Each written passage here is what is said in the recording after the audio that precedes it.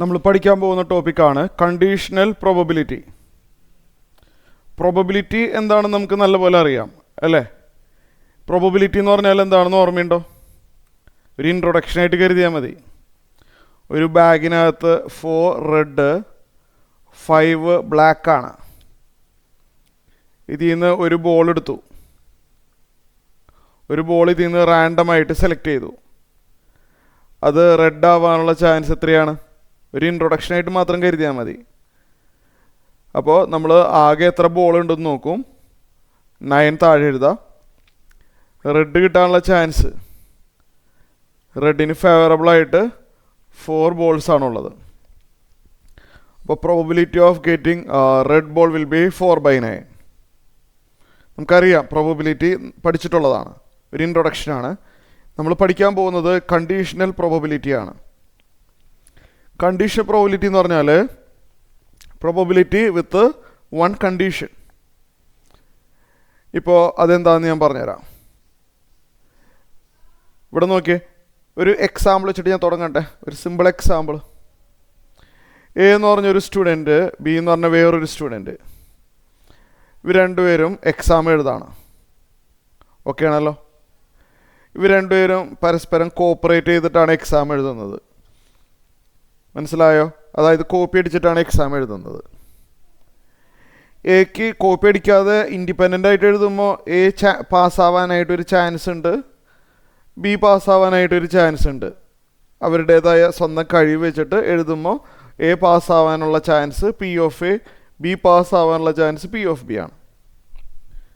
Okay, അവരെ കഴിവ് പ്രകാരം അവർക്കൊരു ചാൻസ് ഉണ്ടല്ലോ.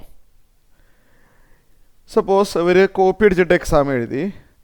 റിസൾട്ട് വന്നപ്പോൾ ബി പാസ്സായി എന്നുള്ളൊരു ന്യൂസ് വന്നു. റിസൾട്ട് വന്നപ്പോൾ ബിയുടെ റിസൾട്ടാണ് നേരത്തെ വന്നത്, ബി പാസ്സായി. അങ്ങനെയാണെങ്കിൽ എ പാസ്സാവാനുള്ള ചാൻസ് എന്താണ്? അത് പഴയ ചാൻസ് ആയിരിക്കില്ല.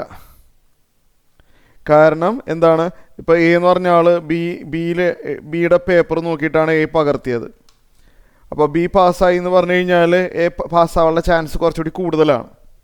കാരണം ബിയുടെ ആൻസർ പേപ്പറിൽ നല്ലൊരു പെർസെൻറ്റേജും കാര്യങ്ങളും എ കോപ്പി ചെയ്തിട്ടുണ്ട്.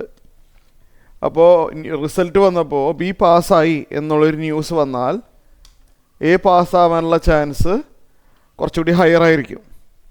സ്വന്തമായിട്ടുള്ള കഴിവ് പ്രകാരമുള്ള ചാൻസിനേക്കാളും കൂടുതലായിരിക്കും. This is said to be conditional probability. Conditional probability എന്ന് പറഞ്ഞാൽ ഈ ബി എന്ന് പറഞ്ഞ ഇവൻ്റ് ഓൾറെഡി നടന്നു കഴിഞ്ഞു.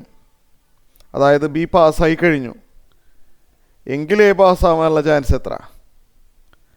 അപ്പോൾ ബി ഈസ് ഓൾറെഡി ഒക്കേർഡ്. മനസ്സിലായല്ലോ? ബി എന്ന് പറഞ്ഞ ഇവൻ്റ് ഓൾറെഡി ഒക്കേർഡ്. അങ്ങനെയാണെങ്കിൽ what is the chance of occurrence of A? ശ്രദ്ധിക്കണം, ഇവിടെ B already occurred. Already occurred. Then what is the chance of A? ഇതാണ് കണ്ടീഷണൽ പ്രോബബിലിറ്റി.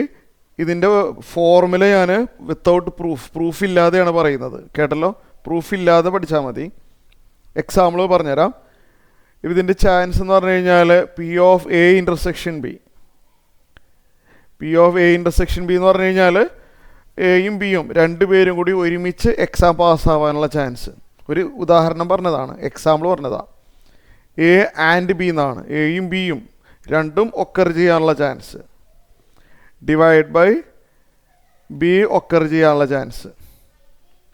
ബിക്ക് സ്വന്തം കഴിവ് പ്രകാരം എക്സാം പാസ്സാവാനുള്ള കഴിവുണ്ടല്ലോ, അത്.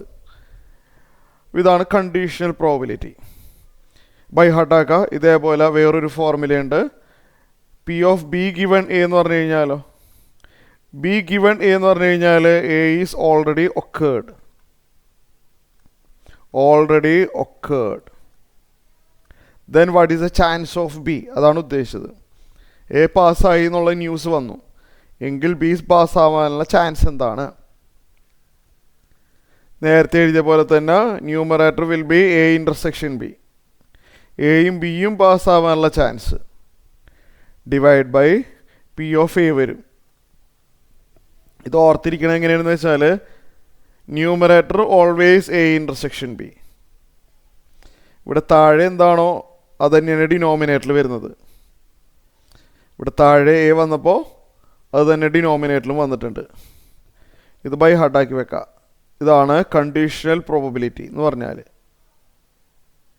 ഓക്കെ, ക്ലിയർ ആയല്ലോ? കണ്ടീഷണൽ പ്രോബബിലിറ്റി മനസ്സിലായല്ലോ?